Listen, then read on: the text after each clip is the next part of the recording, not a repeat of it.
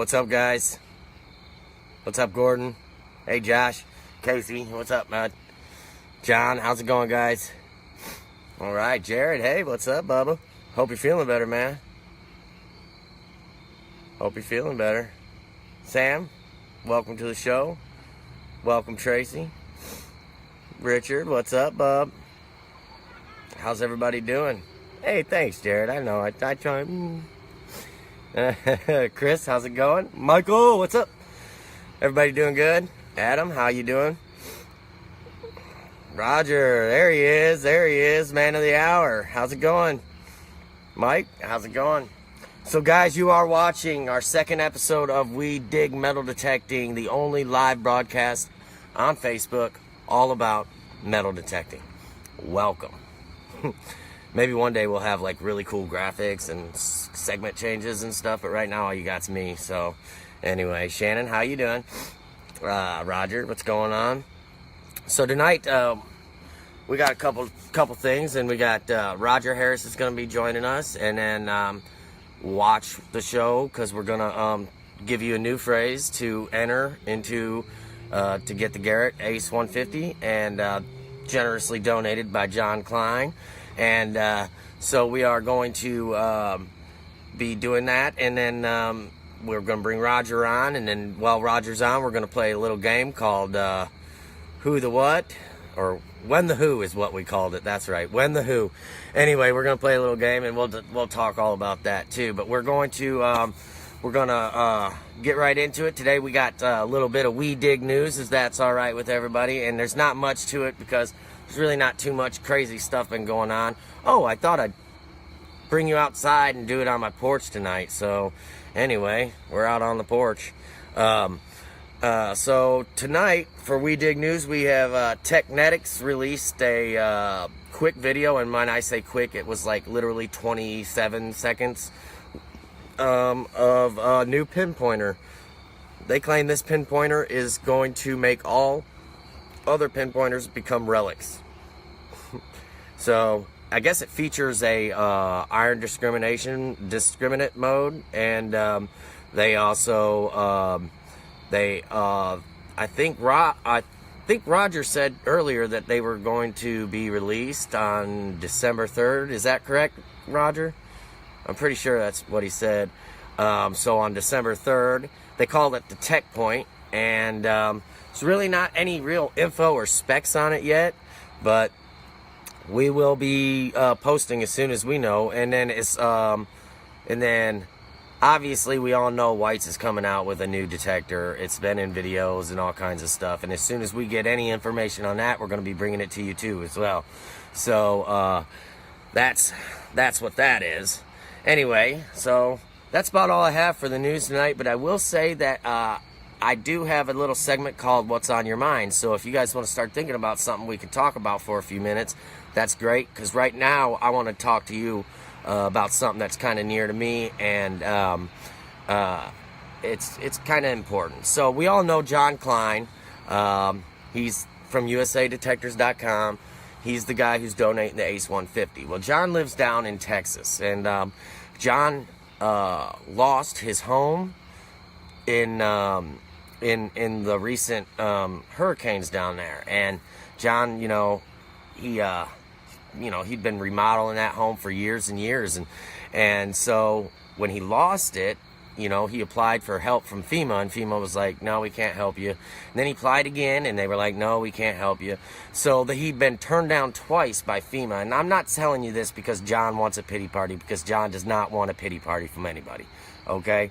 But what John, what's so awesome about it is that John, despite all his hardships going on right now, he still contacted me when he knew I was doing the show, and he still contacted me, and he was like, hey, I'd like to donate a metal detector for you to kick off your show. And I was like, that's great, man. And, but it just kind of shows you what kind of person John is to be able to do that, and in spite of all his troubles going on, he still is able to, help us out. And we want to thank John for that. And it really says something about somebody's character, if you ask me.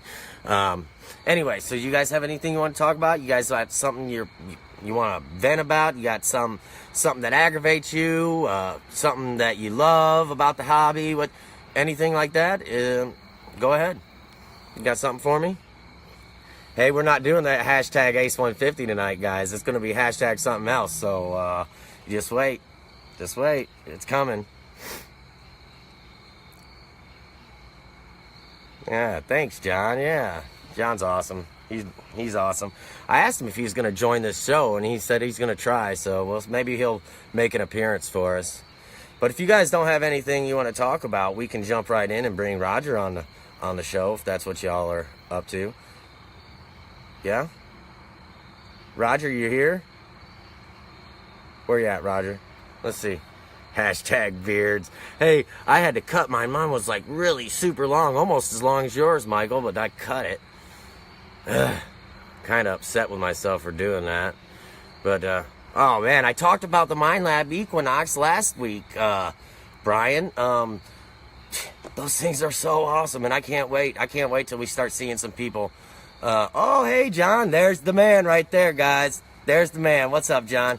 Anyway, yeah, I can't wait till we actually see some customers swinging those machines so we can actually get some real reviews, because right now all we have is what they tell us, and I'd like to see you guys and everybody else's opinions on it.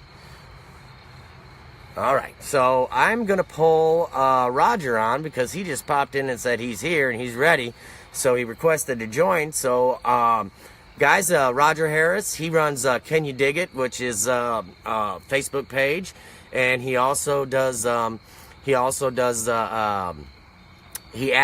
for Detecting the Heartland. So you guys probably know him, and if you don't, you're about to. All right, Roger, we're ready. This it might freeze up for a second when I do this. I think it did last time. So 1 second. I'm inviting. Where's he at? There he is. What's up, Roger?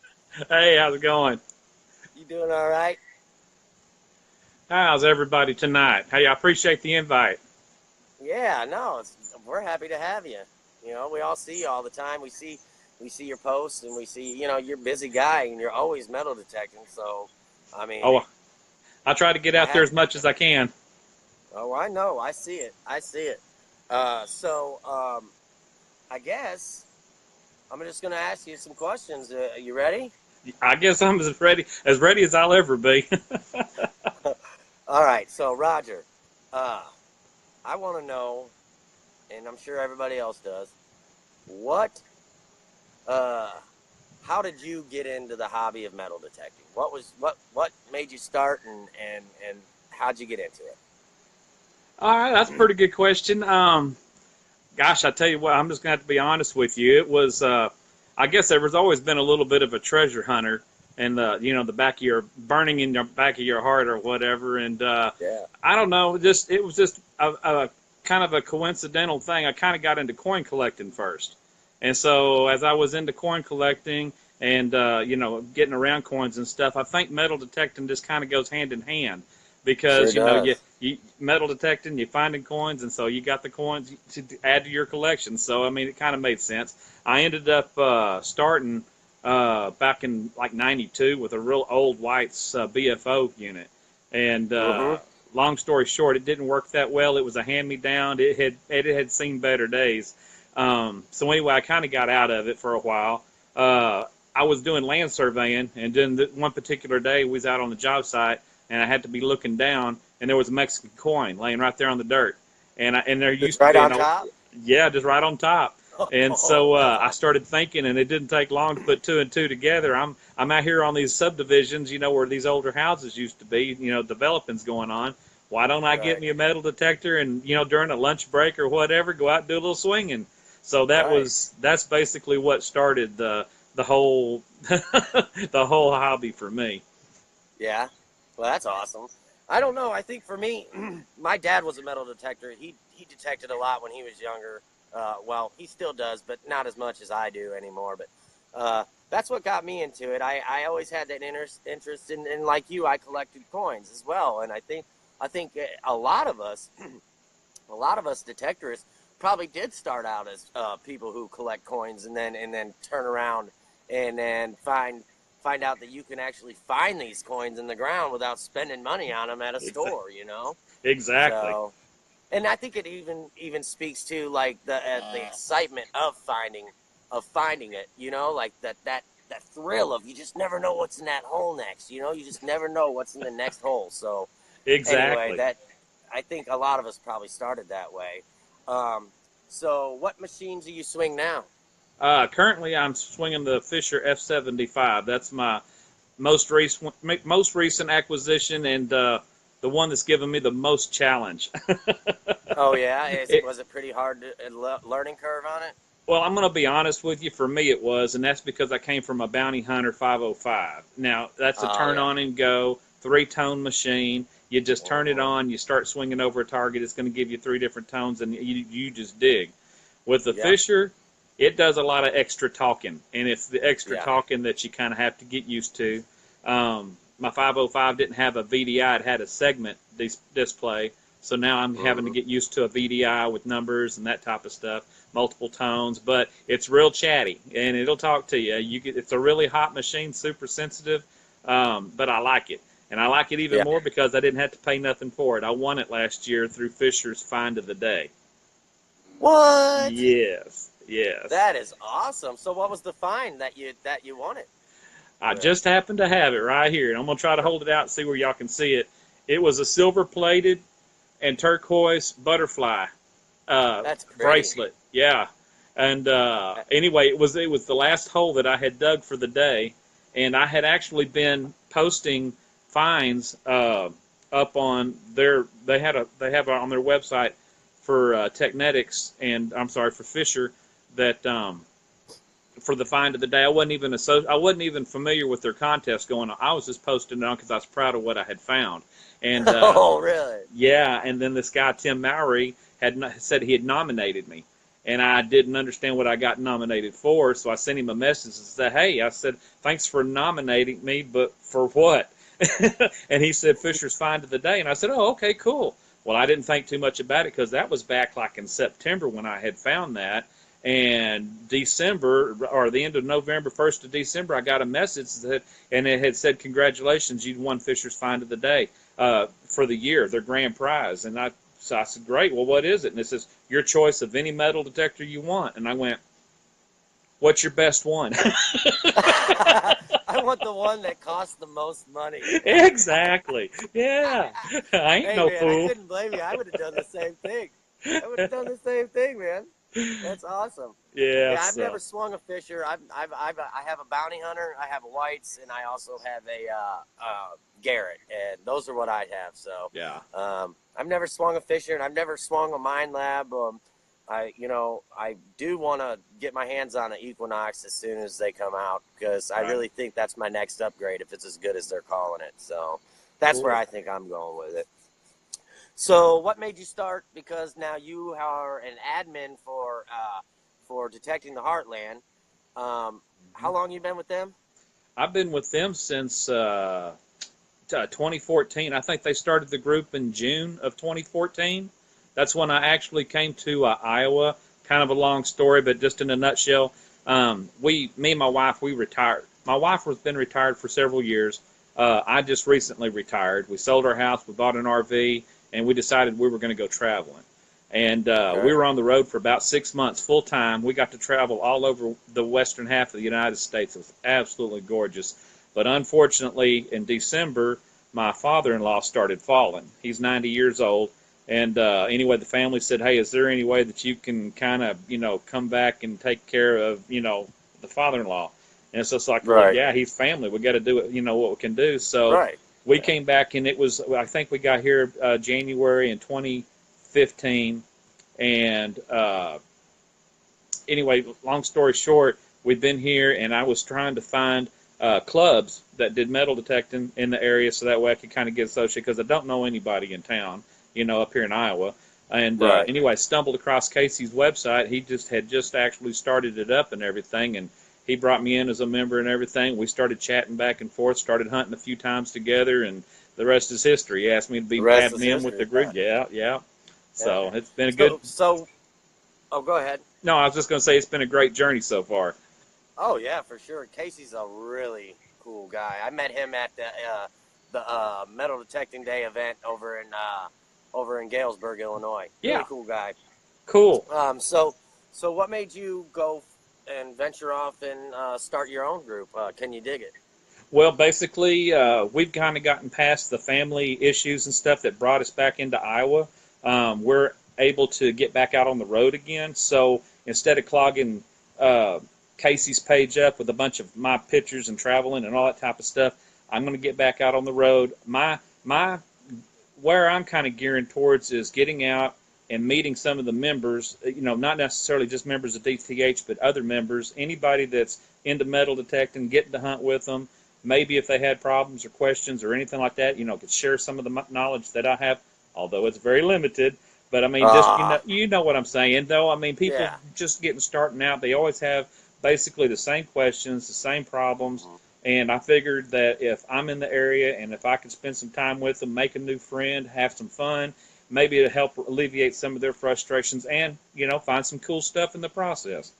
Yeah, yeah, yeah. I bet. I bet meeting those people and stuff, you probably stumble across some pretty good permissions when you're, taking out to these places and that like you meet up with somebody and he's like, "Oh, my grandpa's farm was built in 1830," or Oh, what I'm yeah. saying? Like, Yeah, you so bet. It you would probably work out come something. across some good permissions that way. Yeah, it definitely would work out that way. I think for the most part, though, it's not so much about getting the permissions, even though I know a lot of people have a hang up, about knocking on a door, asking. Once they see how easy it is just to kind of talk about metal detecting, it doesn't actually take a door knock. Sometimes you can be in a restaurant, you can be at the gas station. I mean, Yep. sometimes if you're, just within a group of people and just kind of casually mention that you metal detect, people a lot they go, Oh, yeah. "What's Having that?" something like this helps. Something like this, it says metal detector and on it, that I keep those mine help. close by too. Yep, those help. So, what can we expect from Can You Dig It? Are you guys going to be doing some shirts, some decals, some pins, I Yes, mean, we're anything? working on that right now. Of course, we're just getting started out and everything, and looking for sponsors every chance we get, and that type of thing. We're gonna actually, if I could ever get past this phone issue, with me being in areas where my phone service doesn't pick up, because I've been trying to do a lot of live digs. The last few months, we've been going out, kind of testing the waters about leaving our father-in-law here at the house with a lady that's actually coming in and taking care of him. So we've been going Mm-hmm. off for short little jaunts. And Yeah. every time I've gone off to some place different in Iowa, my phone decides to either not work. It won't. The service. It's just kind of. We have AT&T. Oh, maybe I shouldn't have said that, but I don't sorry. think it matters. Hey, that's free advertisement for them. They don't care. Yeah, exactly. But it has a hard time doing the live dig, so I'm either having to videotape it and then post it up after I get back home. So it's several weeks or months after the Yeah. fact, which that's not any fun. But I'm hoping Right. we're leaving tomorrow for Florida. Woohoo! That ought to be cool. That's And going to be fun. yeah, and hopefully with me being down in the towards closer to Texas and everything, my service will be a lot better because I think AT&T is a little bit stronger down there. But anyway, for the most part, yeah, I'm really looking forward to getting down there, getting into some beach detecting, learning because that's going to be a new facet for Oh yeah. me. And Yeah, it's a whole different ball game. Apparently, it's a whole different yeah, ball game. Yeah, but you'll get it. You'll have fun, man. oh You'll have yeah, fun. I have no doubt. Hey, before we do the game, I do want to say, hey everybody, John Klein has donated the Ace 150, and we're going to be giving it away on our fourth show. And right now is your chance to enter into get your second entry into the contest. So here it is. I want you guys to hashtag USA Detectors. Hashtag USA Detectors. Hashtag USA Detectors. All right, guys, go. Anyway, Roger, you wanna play a game with me? sure, let's do it. You want to do this? Yeah, So everybody, this game's called When the Who. I thought of it the other day when I was working. It just came to me, and I thought, well, why not? Let's just see where it takes us. So I think what we're going to do is I'm going to ask, or Roger's going to ask me 3 questions, and I'm going to ask him 3 questions. And the 3 questions, all have to do with like currency, United States currency. And what it is he'll ask me a question like, when was the U.S. penny, the Lincoln cent minted from, between what year and what year, or who is on such and such penny. So that's kind of the gist of how we're going to do it. Now, our object is we have to answer it before you guys get the answer. So kind of put a little spin on it, Roger. So we got to be on our toes, buddy. You ready? You gonna be ready for this? Listen, guys, I'm really not good with like dates and who's on what's or anything. Like sometimes I got to go home and look up a coin before I even know what I have. So this is going to be kind of hard for me. I mean, I do collect coins and stuff, but I'm not like that, like savvy on my coins. So it's going to be fun. So if you want, Roger, I'll let you, since you are my guest, I'll let you ask the first question. Well, thank you. All right. Well, let me see. I'm going to start you off with an easy one. How's that? All right. All right. All right.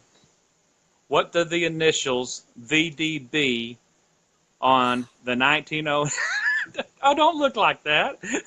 But the initials VDB on the Lincoln cent stand for? All right. I think it's like Victor. I don't know the D, but is the B Brun or what is it? Well, that's what I was going to say. How long do you want me to wait before I give you an answer? Do you want to let anybody? Victor. Just give it to D. Me. D is a common name with a D. Dwayne, Daryl, David. There you go. David? Yes. Brenner. Oh, Sue got it. Sue. Yeah. Sue got it. All right. Oh, that's cool. Okay. All right. I got one for you. All right. So, what years were Indian head pennies minted? Oh. Between what year and what year?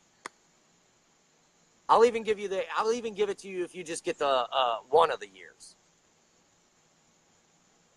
1864 to. Ooh, oh no! Close. That was close. I know that he has it right there. Oh, 1859 to 1909. That he has it. Yep. Well, I knew they Zeb would get it. That dude, Zeb digs up Indians all the freaking time, man. I knew he'd get it. Anyway, I've only found one Indian in my entire metal detecting career. Me too. Me too. And it was in 1899, and I have a cool story about it, but it's long, so I won't get into it. But it is a cool story, and yeah, I've only dug one too. So, all right. So what else you got for me? All right, we're gonna make this one a little bit harder. Well, but we gotta keep it coin related though, right? Yeah, coin related. Okay, well then I'm gonna skip that one. Let's do. When was the first coin made in the United States? The very first coin made in the United States. What was it? Now we're talking about the government of the United States minting coin. We're not talking about colonial coppers. Right, no colonial coppers. No, it'd be the actual very first coin that came out of the. I'll give you a hint. It was the Philadelphia Mint. When they first opened up. That was. I'll give you this much. Let's see. The mint was built in 1790. I'm gonna say before Norma had it, and it's only because I was listening to you. But I was gonna say the Continental currency dollar. No. Continental, 1776 Continental currency. Nope. No. Nope. Yeah, Sherry, Google. I'm trying to help out with watching the people's answers here. Okay, I tell you what. Instead of telling us the date, let's just go for the coin, and I'll give you another hint. It's not a dollar coin, and it's not one of your regular currencies like we have. You know, we have dollars, half dollars, yeah, we have pennies, nickels, cent. dimes. Ooh, it's none of those. Is it a 3 center? Close, but no cigar. Oh, anybody's guessed it yet? I was trying to look and see if anybody guessed it yet. I haven't seen any. I don't know. Zeb says 1797. Well, let's go for the actual type of. Oh, Mike got it. Mike got it. Mike Halftime. got Of it. Got course it. Mike got it. He's Got a like a halftime. plethora of knowledge, dude. That guy is so smart, man. I love Mike, and I love all the comments because if you don't know what something is, Mike will tell you. He's He the will man. tell you because he is the man. He is. Good job, Mike. All right. All right. So, I got a good one, and I think you'll like this one. All right. What? Wait. Where is it at?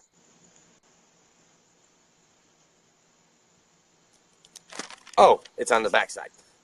So, when were the standing Liberty quarters minted? Like between what year and what year?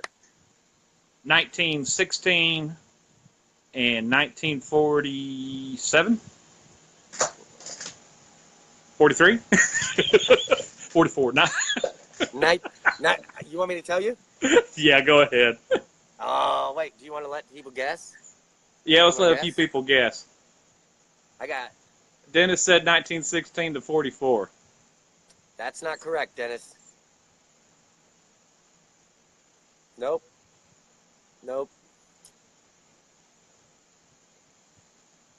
Mindy was close, but not there. Nope. It was 1916 to 1930. And also, little side note, bonus feature, little bonus whatever, with the exception of 1922, because there were no quarters minted anywhere in the United States in 1922. Wow. I didn't know Well, that. if you didn't know that, now you do. Yeah, got a wrinkle in my brain. Yeah, now you know. Hey, Kelly had it. Yep, Zeb got it too. She's the Google queen. Oh, is that why she Googled? Is that why the No, live number dropped one and then came back up? Heck, Kelly probably knew it for sure. Oh, yeah, I'm sure. All right. Your turn. Okay. Last question. Your last question. My last question. This is going to be kind of a tough one. They've all been tough for me. I swear I didn't mean them to be, quite No, so hard. I know. What were the only U.S. coins with an enclosed or a recessed design? What does that mean? Like instead of like you have a coin that has a raised area of, like you're seeing like a Washington quarter where you see the head is actually raised up. This would be a design where it was actually stamped and it was driven into the coin and the actual design was deeper. Shield than nickel? Excuse me? Shield nickel? Nope, it's raised. I'll give you a hint. Zeb. Look at Zeb go. He's going. Zeb, man, he's awesome. For the bonus, what type of gold coin was it, Zeb? I'm gonna guess an Indian head. Okay. The Indian. Perfect. That's what it was. Do you have the Do you have the denomination? 10, 20, 25, 20, 10, $2. $2.50. 2.5. And the $5. So okay. Yeah. So it would have been the quarter eagle and the half eagle. Oh, okay. All right. Well, we got a lot of people that are answering it all up now. I know. I kind of want to do another one. You want to do another one? I didn't have another coin question. I've got one that's metal detecting related. Okay, I'm good with metal detecting related. Who made the first metal detector? Oh, crap. I don't know. Is it White's? The guy, Oh no, it's not company wise. Back, we huh? got way back. We're talking like way back, huh? Way back. Oh, Thomas Edison. Close, but no. No, not a company name. I want the actual man's name that created. I said Thomas Edison. It's not Thomas Edison. Oh. Oh. I'm watching all I know these. it's somebody. I know it's somebody famous though. Think telephone. Alexander Graham Bell. Graham Bell. For the win. I know. Boom, boom, boom. I got it. Okay, you want to hear a quick funny story about that? A lot of people may not know this, but Alexander Graham Bell actually created the metal detector on a kind of a quick thing because James Garfield was assassinated, had a bullet stuck in him, and he came up with this idea: if there was some way that he could find that bullet, they'd be able to pull it out and be able to save his life. So they laid him on the bed, and they ended up going over with the metal detector, and it was just going crazy and everything according to the stories. So they said it was a failure, it didn't work, and unfortunately the guy died. Okay, well, But it worked. it was working, and the reason why it was picking up everything is because they laid him on a brand new type of bed. This bed has the first coil springs in it. So Oh his no. machine was picking up the coil springs in the mattress, so it was kind of like it's kind of like us whenever we go over a Target, there might be a silver quarter down there with a couple of nails and stuff like that. It's just going to pick it all up. So anyway, I thought that was a pretty cool story. That Unfortunately, is a for cool Garfield. story. Yeah, well, see, that's the point of it. We all get to learn a little bit of something, so that's Yeah. cool. All right. So, who appears on the 1893 dollar coin? Try me one more time. You broke up. Who appears on the 1893 dollar coin?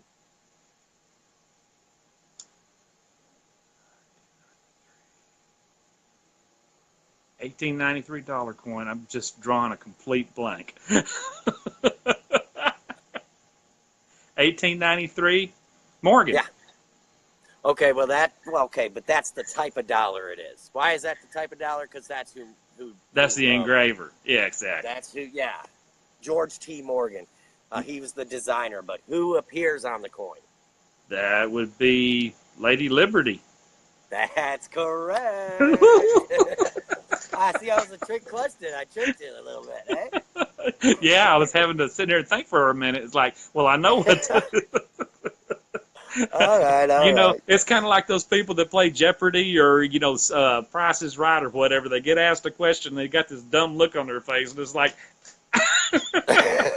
they just have a brain freeze. The whole time you were asking me questions, I'm like, I don't know that. All right. Hey, Roger, I want to thank you so much for your time. Thank you for joining us. It was been a great time, man. I really enjoyed that segment. We'll have to do that again on another show because I think it was pretty fun. And it was involving, and everybody liked it. So, hey, thanks for joining us. And, hey, before you leave, why don't you give us your tip of the week? Oh, okay. Yeah, I'll tell you what. It's kind of like it's kind of more of a morals type of thing, more than the tip of the week. It's just like when you're out metal detecting, make sure you cut good plugs. You throw down a towel to catch the loose dirt in. Take out your trash, and put your plugs back together, and just try to do a no trace. Try to be there, and the only thing you left was a footprint kind of thing. So I mean, because the hobby for me is so much more than just going out and trying to find the coins. If you don't try to protect what you've got, your areas to be able to go hunt, it's going to affect us all because there are going to be laws put into place like there are already in a lot of places where you can't metal detect because everybody's trashed out the area. They don't cover up the holes. It's liabilities, just several different things. But just, mind your P's and Q's when you're out metal detecting, cover up those holes, make it look really nice, and have some fun with it, and everybody will be able to enjoy it for years to come. Yeah, I know, and that's the thing, because if you do that, and if we all try to be mindful and do that, then we don't get a bad name as metal detectors. It's like, oh, they just come in and tear your yard up and blah, blah, blah, And exactly. we try to be as clean and leave as little of a trace as we can, then it makes it better for everybody, Exactly. So thanks for that tip, because that was a good one. All right, Roger. Hey, it's been great, man, and I'm glad you joined us. Thank you so much, and you did awesome, and it was great. So, well, thanks, Andy. Thanks. Oh, hey, guys, Yeah. go join Can You Dig It? If you're not there, join him. He's awesome. Hey, thanks again, Andy. All the time. Yep, Appreciate later, you very Roger. much, man. I enjoyed it. Y'all have a great one. Yeah, you too, bud. Thanks. All right, bye-bye. Bye. All right, guys. So that was Roger. Roger's awesome. It's been fun. He's really cool. That game was pretty fun. That was pretty exciting. So if you haven't done it already, hashtag USA Detectors, and that will get you entered into the contest. And like I said, you have one more week next week to enter into the contest. So you can have 3 entries into the contest, and then get your name in there for that Ace 150. Thank you all for joining. I want to say once again thanks to John Klein for donating that detector. And guys, go check out our page on We Dig Missouri. Check out our YouTube, We Dig Missouri. And thanks for watching. It's been fun. Appreciate it. See you next week.